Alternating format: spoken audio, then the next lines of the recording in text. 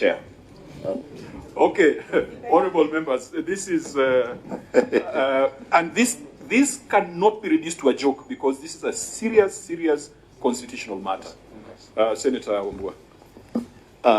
Thank you, Chair, and I thank you for saving the commissioner the fireworks. You know, when he sat there, I turned to my friend who is the senator of Nairobi and asked him, when did the commissioner become the speaker of the county assembly of Nairobi? And he confirmed he is not. Chair, this has never happened before. It's happening with the Nairobi City County Assembly. I have never seen a thing like this before. And Chair, the simple thing is we just can't engage. That's what it is. We just can't engage. They can't even go on record. Who will put them on record? The speaker is supposed to introduce his team.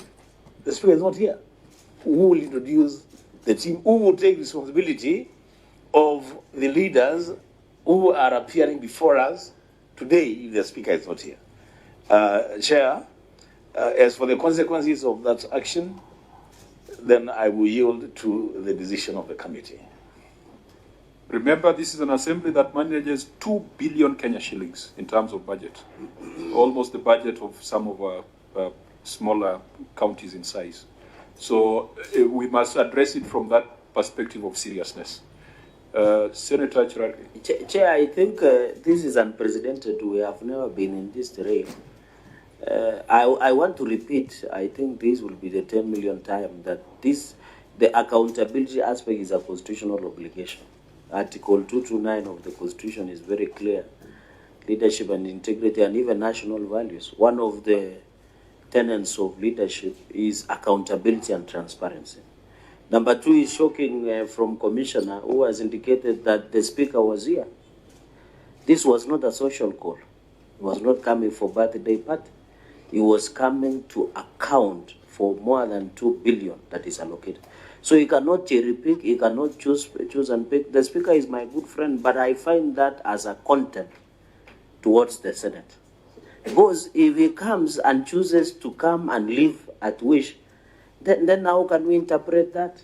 That's a contempt against this committee chair and against Parliament, and also violation of the Constitution. Because what we are doing here is the accountability, which is backed by the Constitution.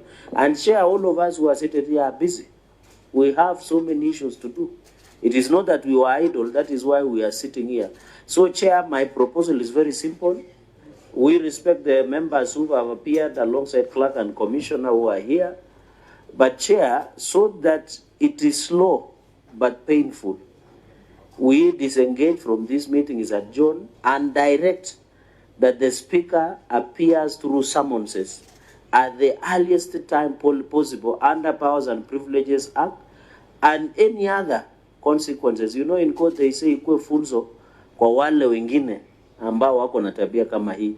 So the Speaker should come here back through via summonses and any other consequences as our legal team will tell us so that we can account for this. And I think Nairobi being where we are based, it would have been easy for them because they are not traveling from far. I'm not saying they should not get per diem or the allowance, but I'm saying since they come from here, it should have been accounted for them, Chair. So, Chair, we cannot proceed.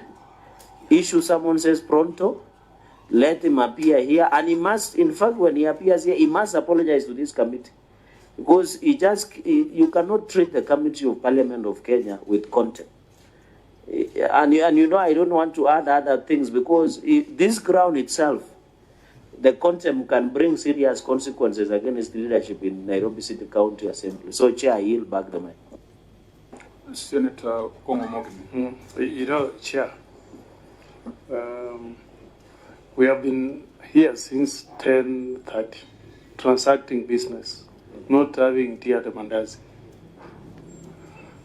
I heard, and I think the answer will bear me witness, the commissioner said that the Speaker was here, and at some point he made a unilateral decision to walk away. Yeah, Chair, I'm a very senior lawyer in this country. When I appear in the Supreme Court, even when the matter is listed for 9, I wait till I'm reached by the court, even if it's at 1 o'clock. It's not at my convenience, it's at the convenience of the court. We are sitting as a court of law here, with constitutional powers equivalent to the High Court of Kenya. I've never seen a governor behave the way the speaker has behaved. We get governors, heads of governments, who appear before us and wait patiently till we summon them to enter the room. So who is the speaker of the County Assembly of Nairobi to tell us he's tired and he has just walked away?